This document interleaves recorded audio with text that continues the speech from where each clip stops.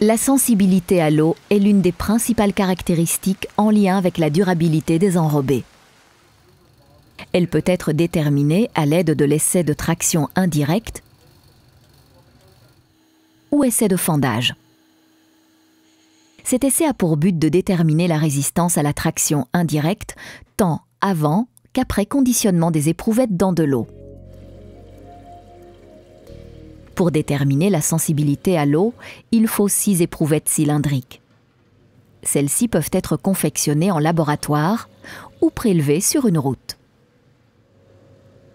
Les 6 éprouvettes cylindriques sont réparties en 2 séries de 3 selon une classification basée sur leur masse volumique apparente. Cette masse est déterminée à l'aide de pesages hydrostatiques à 25 degrés Celsius.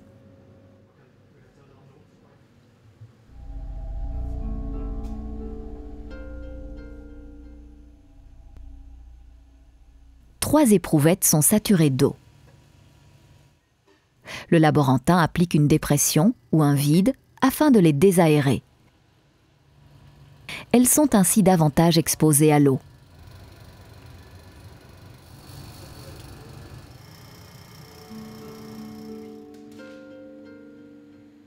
Les 3 éprouvettes saturées sont soumises de manière accélérée à l'influence de l'eau à 40 degrés Celsius pendant 72 heures.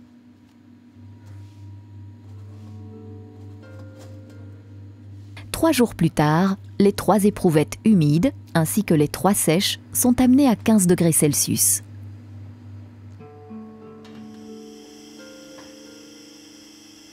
La résistance à la traction indirecte des 6 éprouvettes est déterminée à l'aide d'une presse hydraulique.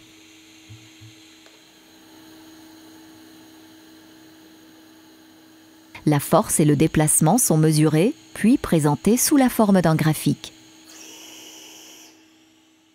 La sensibilité à l'eau est calculée à partir du rapport entre les résistances à la traction des éprouvettes sèches et humides.